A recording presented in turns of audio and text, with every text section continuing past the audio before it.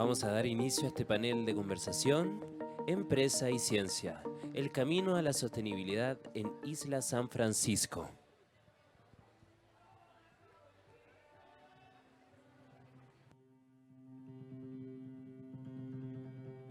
Yo creo que hay mucho que aprender de las experiencias locales.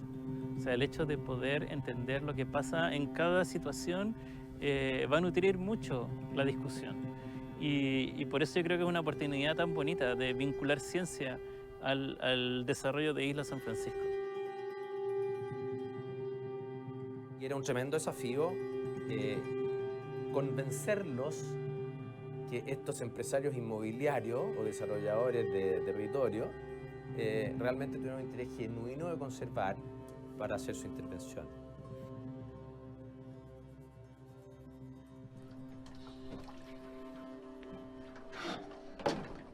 Al principio estaba un poco escéptico, pero después de conocer la idea más en profundidad, con un buen experimento para ver cómo, de qué distintas formas se pueden hacer las cosas y de manera más amigable con la naturaleza. Los humedatas son estos barriles de cerveza modificados que tienen una electrónica en el interior y una serie de sensores en el exterior para medir la calidad del medio ambiente aéreo, pero también acuático. Actualmente lo que ocurre es que ocurren eventos de contaminación y solo los podemos advertir semanas o meses después, cuando ya la biota está muriendo. Nos llegan los llamados telefónicos cuando los cisnes están agonizantes. Entonces eso es lo que queremos nosotros poder ocultar verdaderamente, como un doctor, escultar el pulso del metabolismo ecosistémico en el espacio y en el tiempo.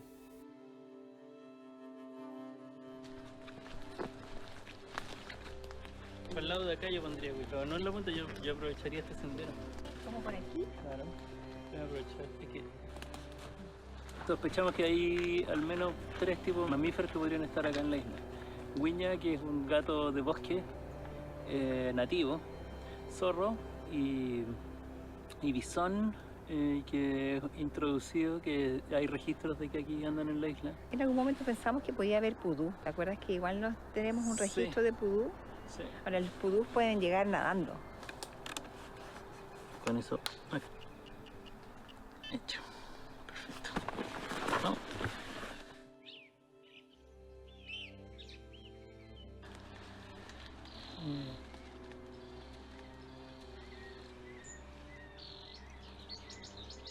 Que perforar madera más blandita.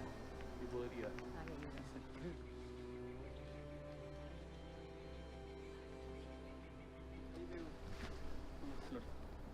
¿Copihue? Mira, hay cisnes ahí. Hay unos cisnes. Ah, ¿verdad? Están ahí atrás. Los humedales naturales, como este que tenemos acá atrás, son muy conocidos entre los múltiples servicios ecosistémicos que dan por ser los riñones de la naturaleza. Entonces los humedales construidos son humedales, pero que simplemente se les ha metido mucha ingeniería para acelerar estos procesos en un espacio reducido. Al imitar la naturaleza, tienen manejos muy simples. Hay varios trucos y cálculos matemáticos necesarios para hacerlo bien. Si lo haces bien, hay un humedal en Francia que no se ha modificado en nada y lleva más de 30 años funcionando perfectamente. Cuidar el medio ambiente tiene su costo. O, dicho de otra manera, no cuidar el medio ambiente tiene su costo. En Chile estamos acostumbrados al recetario, estamos acostumbrados a la normativa y estamos muy poco acostumbrados a decir, oye, en realidad esto deberíamos hacerlo un poco distinto, pero no tengo toda la información, y trabajar con la información que uno tiene, y en la medida que uno va estudiando va aumentando la información. Por eso el manejo adaptativo es un modelo tan poderoso en otros lugares, porque permite avanzar y reconocer los errores y rectificarlos y siempre ir nutriendo. Y eso la ciencia es una herramienta fundamental. La idea de la estación es que mida las condiciones meteorológicas representativas de la isla, pero también que sea una herramienta de educación ambiental. Entonces, como que queremos que la gente la vea y tenga acceso a los datos que se están generando ahí mismo. La lluvia, sobre todo, tiene un comportamiento muy especial y está muy asociado a los ríos, a las entradas de los ríos. Uno tiende a pensar los ríos como el lugar donde el agua sale y vuelve al mar, pero en realidad nosotros estamos encontrando que además es como un embudo de entrada de la lluvia que viene desde la costa. Tenemos, bueno, velocidad del viento con anemómetro, tenemos dirección del viento con veleta, tenemos un pluviómetro. Lo chévere de instalarlo en la isla San Francisco es que nos va a ayudar a tener ojos puestos en este gran canal que es el río Valdivia. Y eso nos va a ayudar también a no solo a conectar a la comunidad que vive en San Francisco con su meteorología, sino que toda la comunidad aledaña, tanto de la comuna o la región, la otra comuna, el país. Quien quiera verlo, porque todos estos datos están disponibles por internet. Si las personas tienen conciencia de lo que están haciendo y conciencia de cómo relacionarse con su entorno, eso tiene un impacto no solo en el entorno mismo, sino que tiene un impacto en la sociedad. Porque tenemos una sociedad más a tono con su relación con la naturaleza. Nosotros no estamos aislados de la naturaleza, nosotros somos parte de la naturaleza. Y dependemos de la naturaleza. Porque el hecho de pensar que vivir en la ciudad uno no impacta a la naturaleza es engañarse a sí mismo. Porque en realidad todo lo que nosotros consumimos en la ciudad está subsidiado por la naturaleza.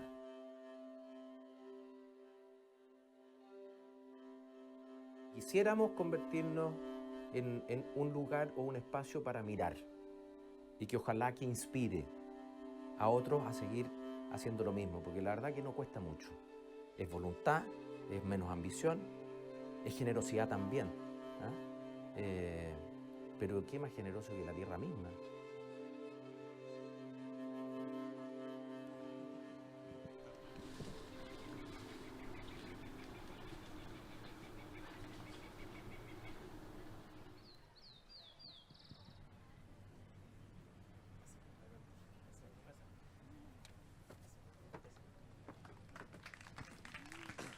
¿Cómo están? Muy buenas tardes.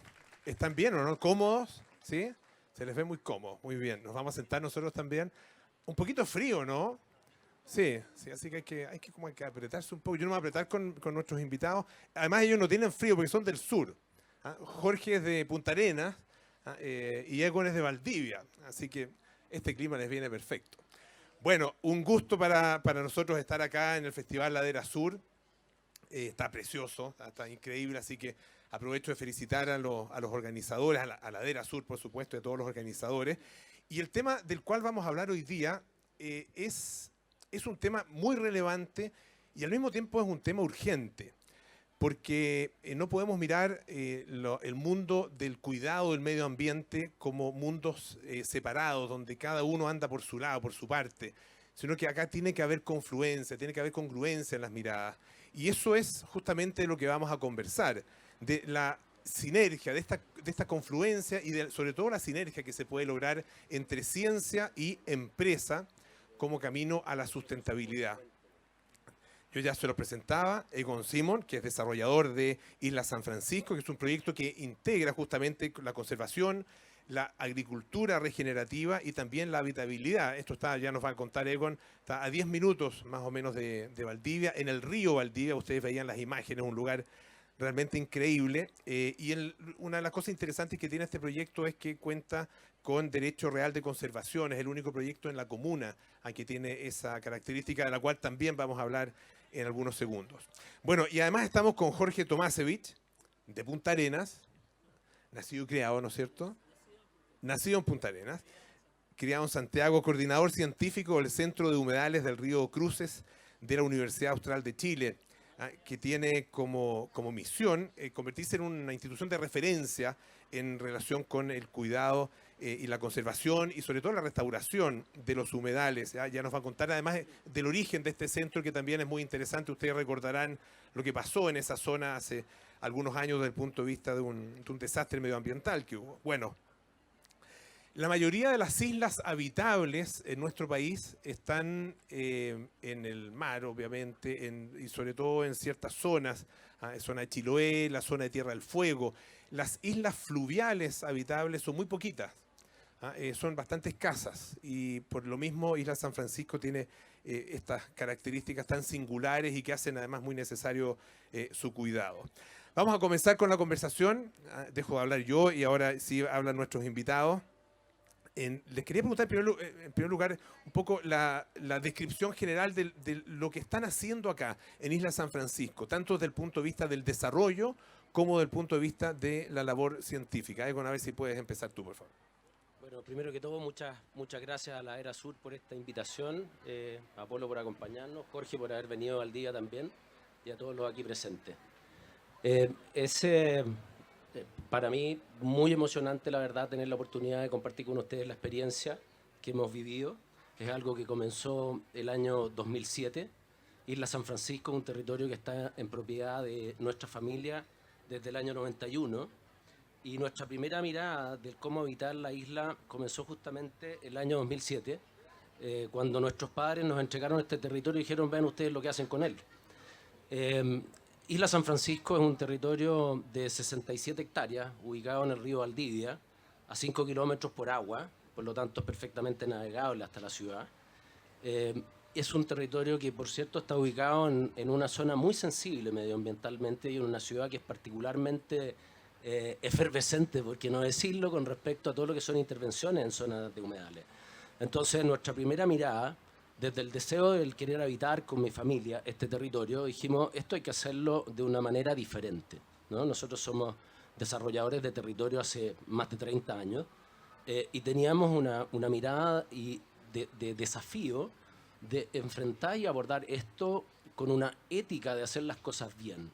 Y para ello era muy importante incorporar anticipadamente, es decir, en una etapa prematura del proyecto, a aquellos quienes podían ayudarnos a equivocarnos menos, ¿ya? Quiero decir esto con harto énfasis porque al intervenir el territorio, cualquiera que sea la actividad que nosotros hagamos, generamos un impacto, ¿ya? Desde la agricultura hasta la conservación o restauración propiamente tal, tiene un impacto en el territorio. Entonces, acompañarnos de los expertos para nosotros era fundamental y fue así como el año 2020, acompañada de Carlita Bizama, que nos asesoró muy bien en términos comunicacionales, nos dijo esto hay que hacerlo con las personas que realmente tienen algo que decir respecto a lo que vamos a hacer.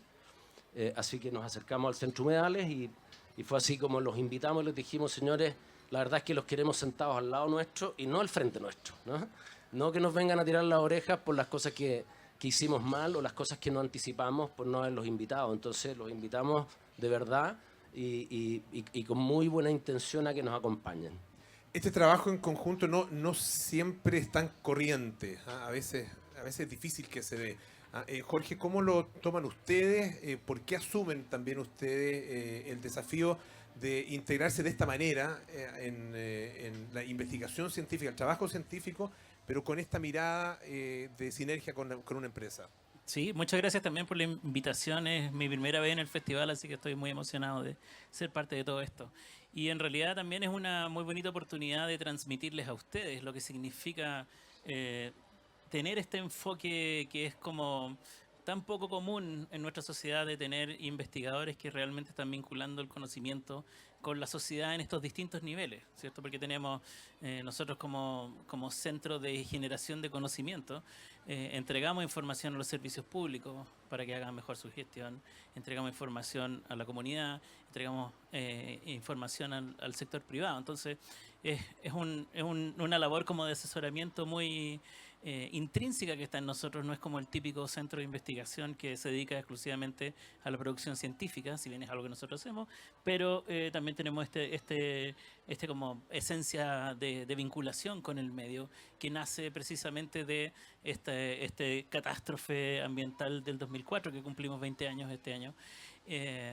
Porque nuestro nacimiento como institución es ser un centro de reparación social.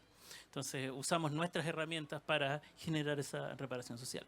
Entonces nosotros nos involucramos en este proyecto dentro de un grupo de distintos expertise, porque quiero dejar en claro, salía en el video al final, que hay muchos otros colaboradores que de hecho están aquí presentes, así que después los podemos destacar también,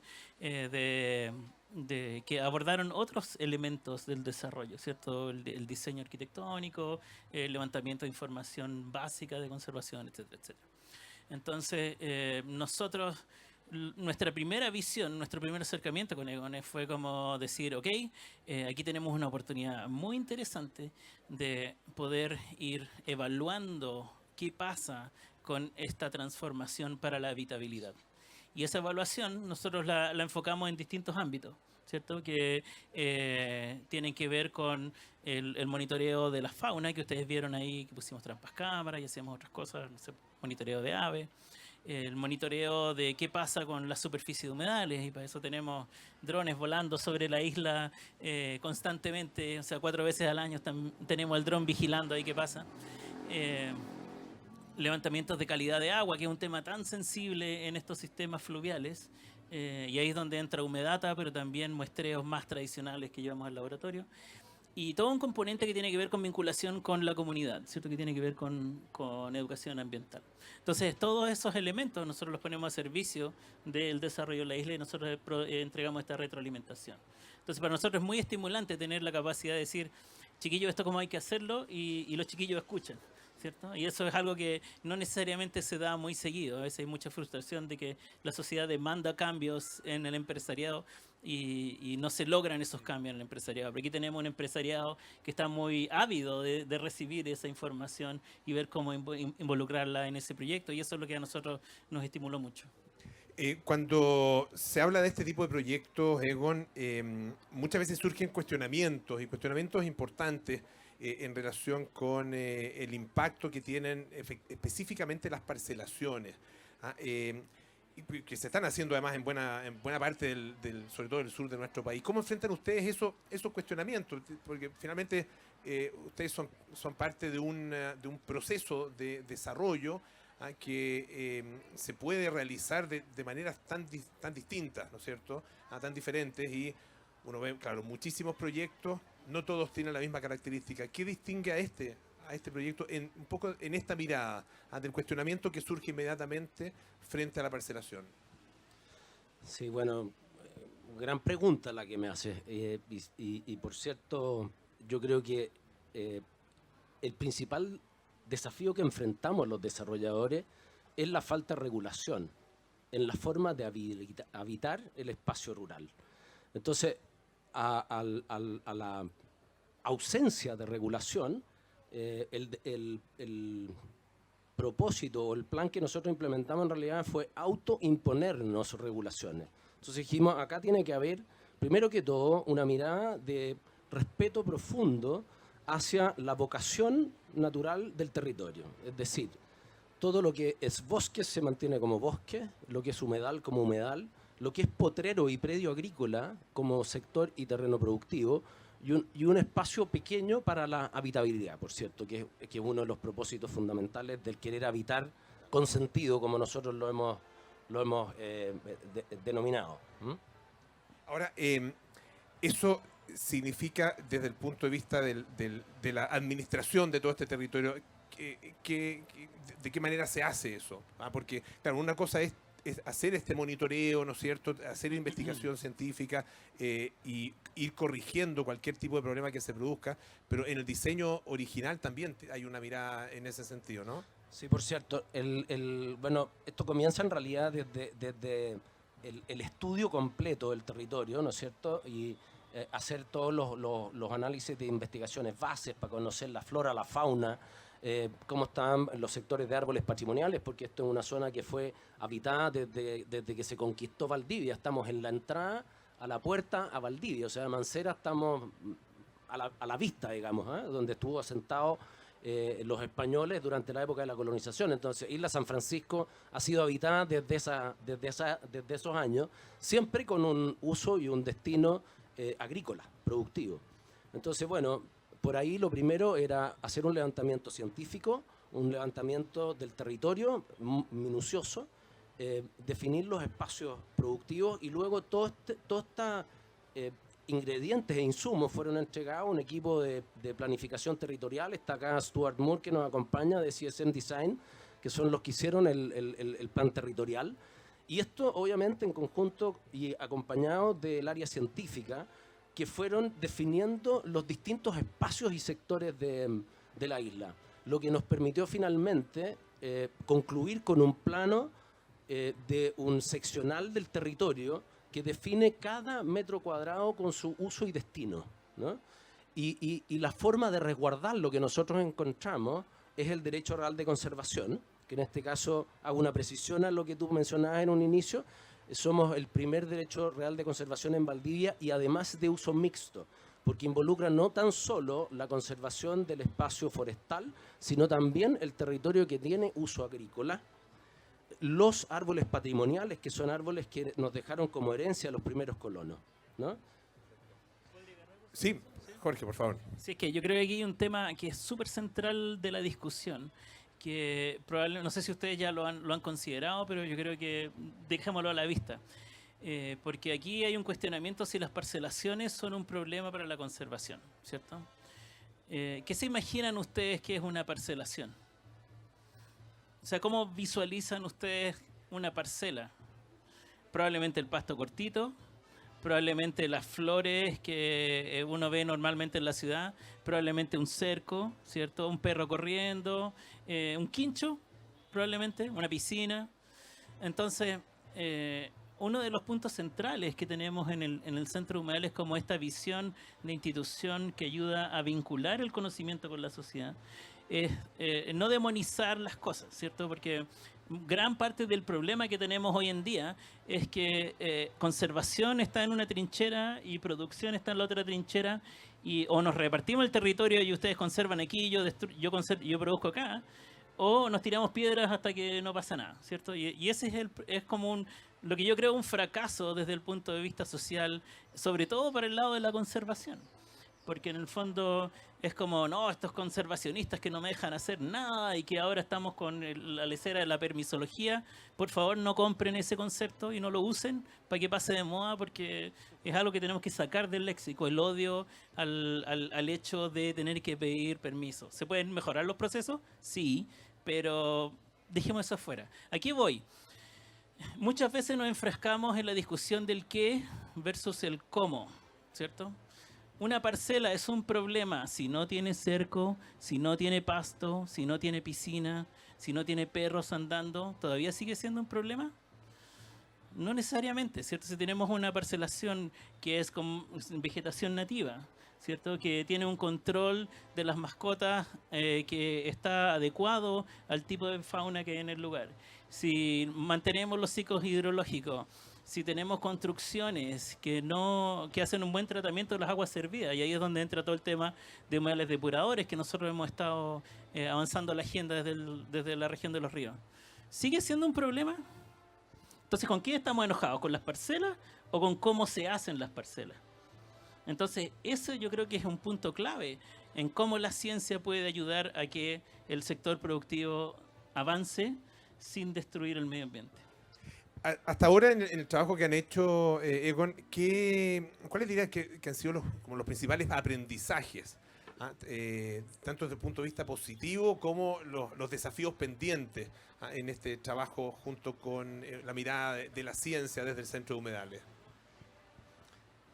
Mira, yo creo que el principal aprendizaje de esto es que es posible trabajar con la ciencia. Y yo creo que ese es probablemente el principal mensaje que quisiéramos dejar acá a todos los que nos están escuchando. Y no solamente es posible, sino que es absolutamente necesario. Nosotros como empresarios debemos confiar en que la ciencia puede contribuir con nosotros y nos va a apoyar y va a evitar probablemente que nosotros cometamos errores que tengan altísimos costos de recuperación y probablemente altísimos costos también reputacionales. Hoy en día el tema de las parcelaciones está desprestigiado porque efectivamente ha habido un uso y abuso de la fragmentación del territorio nacional, perdiendo múltiples hectáreas productivas, atacando la flora, la fauna, ¿no es cierto? Y probablemente en el arrebato del dinero, porque eso es lo que es finalmente, la gente hace y avanza rápidamente antes que existan bloqueos a través de regulaciones que hoy en día están paralizadas. Existen proyectos de ley, pero están, la verdad que, digámoslo, durmiendo su proceso en el Parlamento. No hay mayores avances, ¿no? Jorge, en ese contexto, lo que hablábamos, ¿no es cierto?, los cuestionamientos y la demonización, como decía Egon. ¿Por qué ustedes entran en este trabajo? Porque algunos podrían decir, bueno, lo que hay aquí es el intento de lavado de imagen, el famoso greenwashing, ¿no es cierto?, que es el lavado de imagen a través de iniciativas supuestamente verdes. Y que de hecho hay un proyecto de ley, una moción parlamentaria que está en el Parlamento también, está ahí medio dormido también, pero en algún minuto se irá a reactivar, y que castiga justamente la publicidad y la comunicación de falsedades, digamos, eventuales en relación con las características medioambientales que puede tener un proyecto. Ustedes acá se metieron y entran de manera muy decidida a este proyecto. Sí, en realidad a nosotros nos interesa mucho tener la oportunidad de tener estas interacciones con la empresa. Y bueno, y antes de que nosotros metiéramos ahí las patas al barro, claro, Egon nos habló del proyecto, fuimos a conocer la isla, vimos que experiencias previas tenían ellos como desarrolladores. Y tienen, por ejemplo, toda la experiencia del Fondo Leona, que es en Futrono, donde ellos habilitaron también un conjunto habitacional con bajo impacto, con restauración de los bosques, logrando todos estos conceptos de conservación en un modelo que muestra que sí funciona. Entonces, para nosotros es muy importante mostrar de que esta conjunción funciona, porque nos ayuda en nuestro discurso de que no, chiquillos, no necesitan destruir para ganar plata. Pueden ganar plata conservando. Entonces, claro, hay un voto de confianza también, que cuando uno dice, nosotros evaluamos todo lo que pudimos evaluar antes de meternos, pero en el fondo yo creo que un aspecto clave que tiene que haber en la relación de ciencia con empresa es que la empresa no puede censurar lo que la ciencia tenga que decir. Y aquí no hay ningún veto de censura para nosotros. Si nosotros tenemos que decir algo, lo decimos, lo hemos conversado, hemos evaluado problemáticas y se han mejorado. Y en el fondo, yo creo que esa es una... quizás es algo progresista para nuestra sociedad chilena tan desconfiada. Porque, bueno, yo tuve la suerte de vivir mucho tiempo en Estados Unidos y la sociedad norteamericana es muy basada en la confianza. Uno se gasta tanto menos cuando puede confiar en la otra persona. Entonces, yo creo que pasa mucho en el lado de la conservación de decir, no trabajes con esa empresa porque lo único que quiere es destruir el medio ambiente. Pero al no trabajar con esa empresa que lo único que quiere es destruir el medio ambiente, esa empresa va a seguir destruyendo el medio ambiente. Entonces, ¿cómo nosotros llegamos a los oídos de esos gerentes, a los oídos de esos desarrolladores o quien sea? Decirles, chiquillos, está bien, ustedes necesitan producir, nosotros necesitamos Producto Interno Bruto, necesitamos trabajo para las personas, pero, de nuevo, ¿qué versus cómo? Entonces, el hecho de tener un ejemplo exitoso nos ayuda a avanzar en esta agenda de que tenemos que cambiar el cómo enfrentamos la conservación en Chile. Egon, ¿cómo se hace tangible y visible esta sinergia entre el proyecto que ustedes desarrollan y el trabajo científico que hace el centro? Bueno, yo te diría que el proceso completo de trabajo de las distintas áreas, no solamente científicos, sino que habernos involucrado con la comunidad, haber invitado ONG a que nos ayuden a visualizar, y luego todo este trabajo que ya lleva 3 años de proceso. Esto no es algo que se haga en meses, sino que solamente ganar la confianza de ellos, que acá parece muy amistoso, me costó más de 1 año, porque antes de eso era, aquí está el demonio al lado mío diciéndome que venga, que vamos a hacer las cosas bien, ¿no es cierto? Entonces no todo sea así, pero finalmente yo diría que este trabajo conjunto que ha puesto montones de tareas en distintos planos, termina convirtiéndose en un diseño que se implementa a través de una gobernanza, ¿no es cierto?, que tiene elementos tales como una empresa de conservación, que es una empresa tipo B, que es propietaria de todos los territorios protegidos y no enajenables, es decir, los que van a permanecer a través del derecho real de conservación a perpetuidad en esa calidad.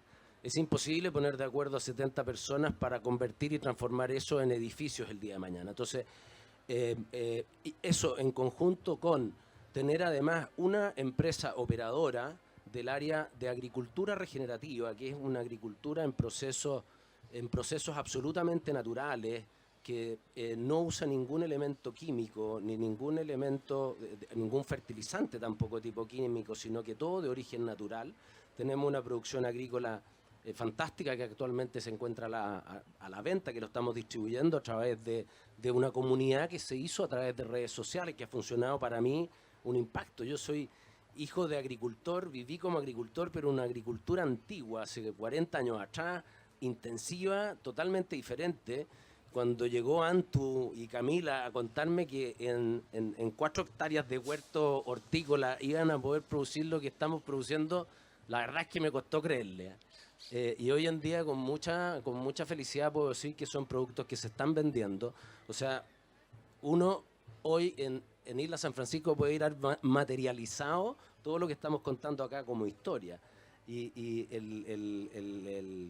yo diría la invitación nuevamente, que la voy a repetir, y el propósito por el cual nosotros estamos acá es contarles que nos atrevimos a hacer un proceso acompañado de ciencia, y no solamente ciencia, sino que digámoslo, detractores o los que eran nuestras potenciales amenazas en la parte medioambiental, los invitamos a sentarse con nosotros, que nos ayudaran desde el origen a diseñar, y todo ese proceso hoy lo pueden ir a ver. O sea, cordialmente invitado a todo el mundo. La línea está abierta. Nosotros creamos, en conjunto con una amiga que está acá, que es de Clivadenco Novas, que nos hicieron una página web donde le encargamos, amigos, nosotros queremos dejar un proceso del relato que cuente la historia de cómo hicimos esto. No hay nada que queramos esconder. Todo lo contrario, queremos que la gente pueda verlo, pueda conocer con quiénes trabajamos. Esa gente está toda disponible para poder apoyar, de tal forma que quien quiera sumarse a esta forma de hacer, lo puede hacer sin temor a que le vayan a pasar una factura gigantesca.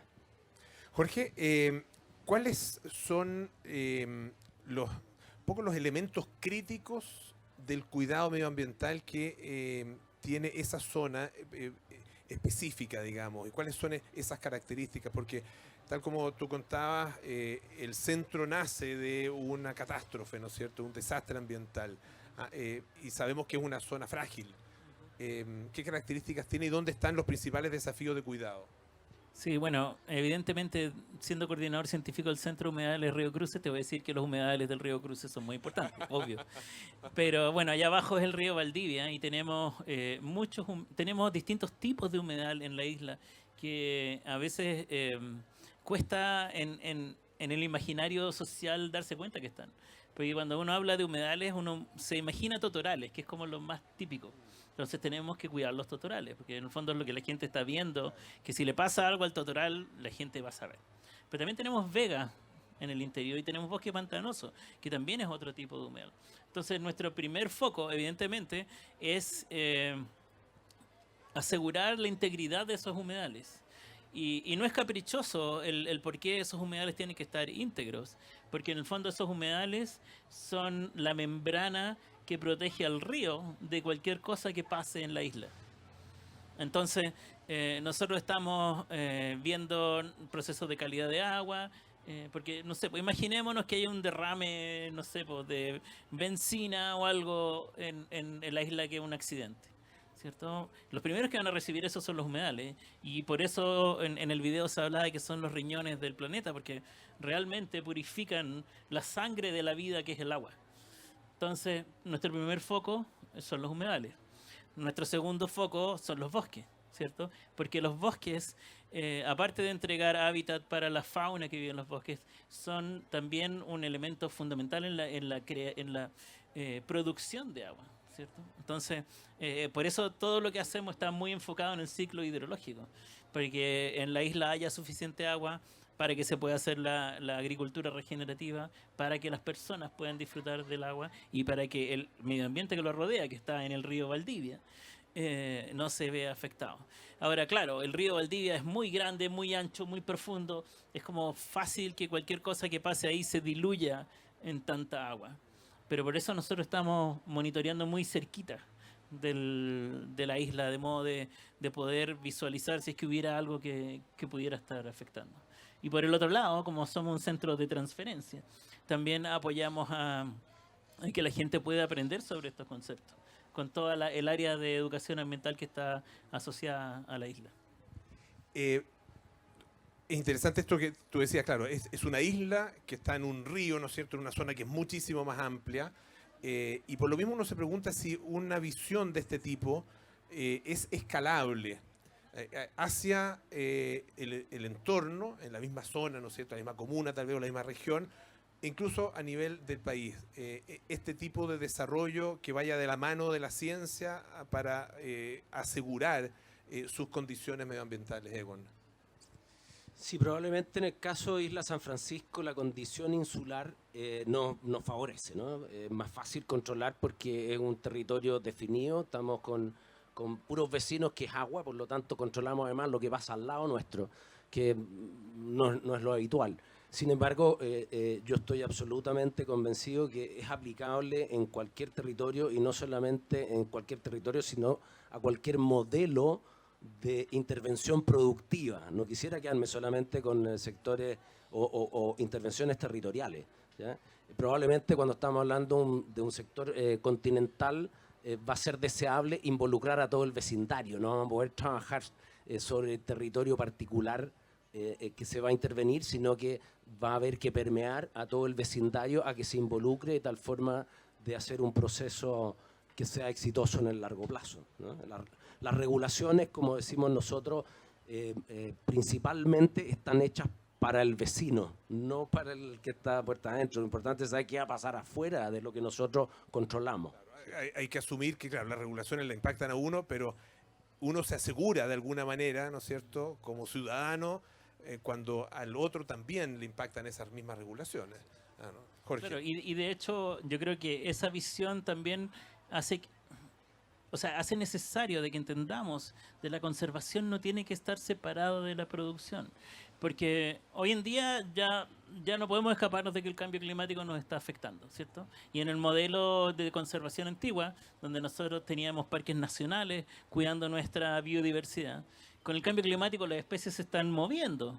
Entonces las fronteras estrictas y rígidas de los parques nacionales, en el fondo, están perdiendo de alguna forma vigencia o relevancia.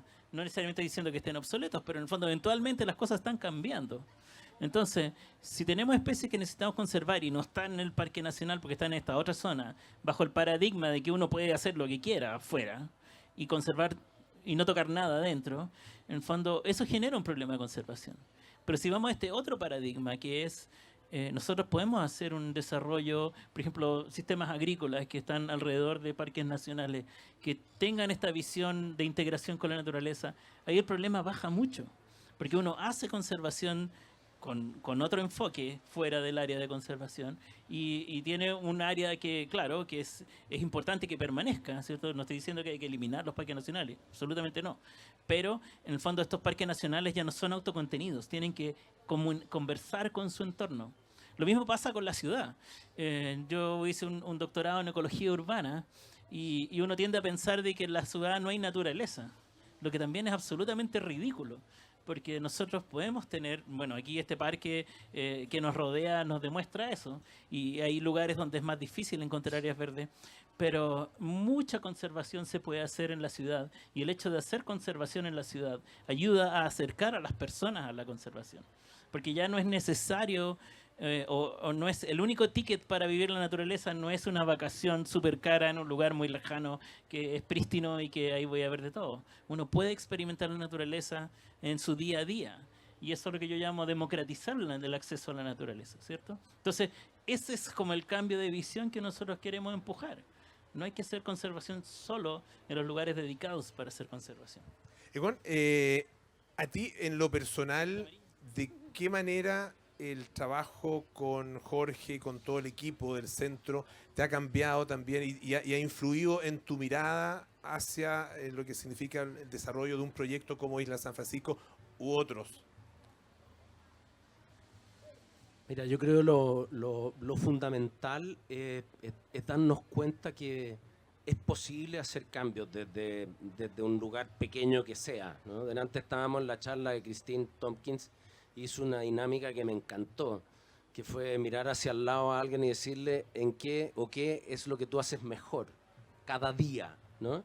Y de alguna manera el mensaje era, no hay esfuerzos insuficientes o esfuerzos en vano, todos los esfuerzos son válidos, y hoy en día la conservación y el cuidado medioambiental es una obligación de todos y cada uno de nosotros, idealmente de manera genuina, ¿no? Y no solamente desde el discurso, que conservar es lo que la lleva, ¿ah? Entonces la palabra conservación está en boca de todos, por eso es que se habla tanto del greenwashing y por eso es que se habla tanto de la falta de profundidad y coherencia cuando uno habla de conservar. Sin duda que estar acompañado de un centro de estudios científicos hace sentir dar pasos con mayor seguridad, no sin errores, ¿no? Tenemos una anécdota muy simpática que tiene que ver con lo cotidiano. Tenemos contratado trabajando en nuestra isla a cargo del predio a un vaquiano que es de la cordillera, ¿cómo se llama? De Maihue, de la zona de Futrono. Y el hombre toda su vida ha liberado el ganado en la época de invierno cuando el pasto escasea hacia el bosque, ¿no es cierto? Y porque era la forma natural de aprovechar la abundancia y la riqueza del bosque para alimentar su ganado y capear el invierno. Bueno, esta temporada recién pasada se nos acabó el pasto en la isla porque en la agricultura regenerativa que tenemos también tenemos vacas y tenemos una cría y recría. Y el señor, bueno, dijo, se me acabó el pasto en la pampa, lo largo al bosque, y resulta que el bosque es el bosque protegido. Así que ahí me llevé el primer coscorrón y tuve que explicarle a Jorge que en realidad ahora sí, llegó el momento de hablar, y yo también le dije, sí, llegó el momento de hablar, pero también necesito que te involucres, porque tú eres el experto y necesitamos hacer experto a toda la gente que se involucra, porque las personas no tienen y no tenemos necesariamente conciencia de conservación. Nosotros vamos creando la conciencia de conservación en la medida que nos vamos educando. Yo creo que, no sé, eso es uno de los grandes aprendizajes y de lo agradable que ha sido todo este caminar y peregrinar en conjunto con la ciencia. Finalmente, Jorge, acá uno ve algo que echa de menos en la aplicación de muchas políticas, y particularmente políticas públicas del país, que es la utilización de evidencia y de conocimiento, la aplicación de ese conocimiento en la toma de decisiones. ¿Cómo ves tú este ejemplo a qué significa Isla San Francisco y el trabajo que hacen con el centro?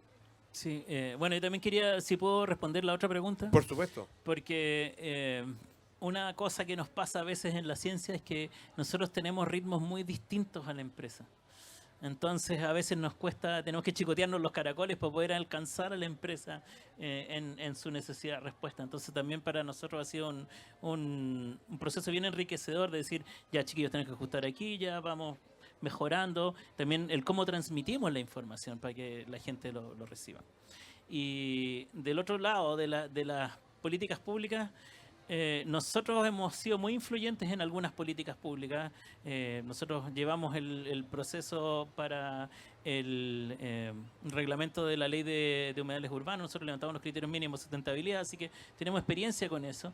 Y un ejemplo ha sido el cómo nosotros hemos en la región de Los Ríos hemos ayudado al Servicio de Salud a entender de que el agua que sale de los humedales depuradores cumple con todas las normas y debería ser algo que sea parte de la normativa. Entonces, el tener la experiencia de la isla también nos ayuda a entregar evidencia a los servicios públicos, que nos ha tomado años convencerlos, pero lo logramos. Entonces, mientras más ejemplos tengamos, nos ayuda a hacer estos cambios que son tan necesarios desde el punto de vista de los servicios y la regulación. No sé si alcanzamos a hacer... sí, podemos ofrecer el micrófono. Sí, tenemos un par de minutitos. Si alguien quisiera hacer alguna pregunta, tenemos micrófonos que... este mismo micrófono vamos a usar. Levanten la mano. Acá hay una pregunta, por favor. Adelante. Hola. Ahí se escucha muy fuerte. Está muy bien. Mi pregunta va básicamente porque para este tipo de proyecto, que es un proyecto que es muy bonito, al final se necesita también la confianza de las personas, ¿verdad? Respecto al proyecto, porque como frente a este boom que hay de vender parcelas o loteos en el sur de nuestro país, sobre todo, a mí me gustaría saber como qué acciones implementan ustedes para generar esa confianza con la comunidad. Eso hace un poco lo que hemos estado conversando, pero hacia la comunidad directamente. Sí, hacia la comunidad directamente. Egon. Durante el proceso de desarrollo del proyecto, nosotros trabajamos directamente con la comunidad en espacios abiertos de participación ciudadana, donde trabajamos en conjunto con todos los equipos profesionales y invitaciones abiertas tanto a sectores públicos, ¿cómo se llama?, de Estado, porque también había que trabajar con SAC, con CONAF, con Ministerio de Agricultura, Serviu, la parte habitacional, como también las comunidades directamente vecinas, de tal manera de abrir y dar a conocer el proyecto en su más amplia extensión. Gracias. No, y solo quería agregar que por mucho que este trabajo ocurra, siempre va a haber desconfianza. O sea, siempre hay gente que no va a creer. Y para lograr eso al final toma tiempo. Así que es un proceso.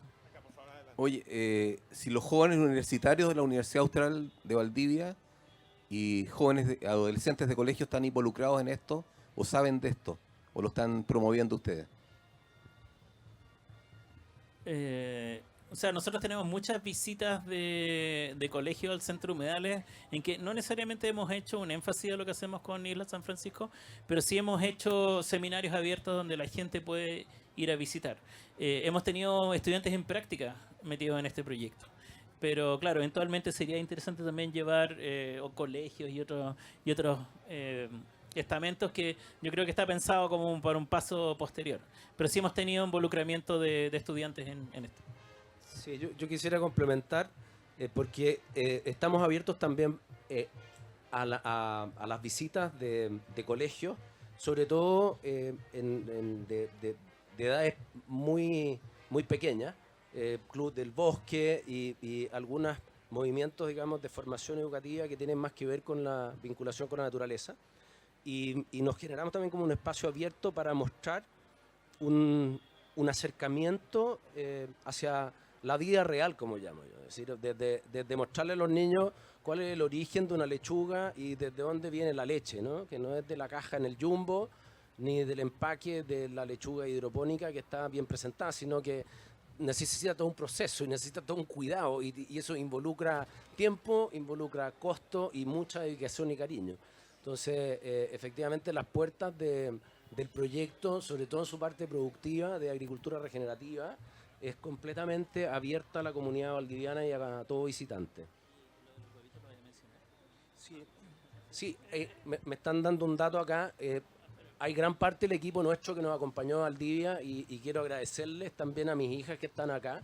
Trajimos para todos los que quieran llevar un recuerdo de nuestro proyecto, huevos de gallinas que viven en libre pastoreo, que están por allá atrás.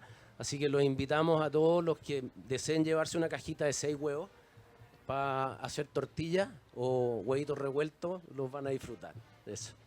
Y para que tengan un poquito de envidia de los ricos huevos que comemos en Valdivia. Bueno, queda tiempo para una pregunta más, sí, por favor. Sí, hola. Primero voy a llevar de esos huevos, muchas gracias por el dato. Yo hace un par de meses estuve turisteando en Valdivia y tuve una experiencia que me dejó una sensación un poco amarga. Fuimos a un lago, de verdad, no puedo recordar cómo se llamaba, pero sí hicimos un tour en una embarcación por una isla que pertenecía a una familia. Y todo el trayecto y el recorrido y todo el mensaje que nos dieron no se trataba sobre la naturaleza o la riqueza de la isla, sino lo que la familia había hecho con esa isla. Y cuando empezó la charla pensé que se trataba de la misma, pero creo que no lo es, porque solamente nos comentaron lo que habían construido, las cosas que la familia había hecho, quizás un poco a qué se dedicaba la familia, y la verdad es que yo siento que a nivel turístico no me dejó nada. Y tengo una pregunta desde el lado científico y también productivo. ¿Cómo se puede replicar este modelo de estudio sin que tenga un impacto ambiental tan fuerte, pero que realmente sea un aporte para la comunidad y que realmente sirva para las personas que vamos conociendo, y que deje algo, ¿ok? Que al menos yo pueda acordarme del nombre de la isla y de qué es lo que está pasando ahí. Si eso, quiero saber si eso es algo que se proyecta a futuro. Muchas gracias. Ya, son breve porque nos están echando. Pero yo me imagino que eso es en el lago en Futrono. Me da la impresión que ese tour debe haber sido en la isla en Futrono, porque estamos en el río. Pero bueno, ¿cómo hacer este tipo de interacciones para bajar los impactos? Siempre hay que tener a la vista cuáles son las amenazas principales que las actividades pueden tener y enfocarse en eso, ¿cierto? Nosotros ahora como Centro Humedales, de esto de que estábamos hablando de políticas públicas, estamos generando un manual de buenas prácticas para el MOP, para que ellos en su infraestructura que interactúa con humedales lo puedan hacer mejor. Entonces, de nuevo, volvamos al qué y el cómo. ¿Dejamos de hacer puentes? No, el MOP tiene que hacer puentes, pero cómo hace el puente hace mucha diferencia. Entonces, la base de esto es entender bien cuáles son las amenazas que están afectando la biodiversidad, las comunidades locales, en el fondo todo este socioecosistema que está alrededor de los sistemas productivos. Y teniendo eso a la vista, uno tiene que decir, ok, ya, este es mi problema, ¿cómo lo puedo abordar? No sé si quieres agregar algo, Egon. ¿Sí? Solo contarles que en el caso nuestro, nosotros invitamos a un antropólogo a hacer todo el rescate de la historia desde que se descubrió Valdivia.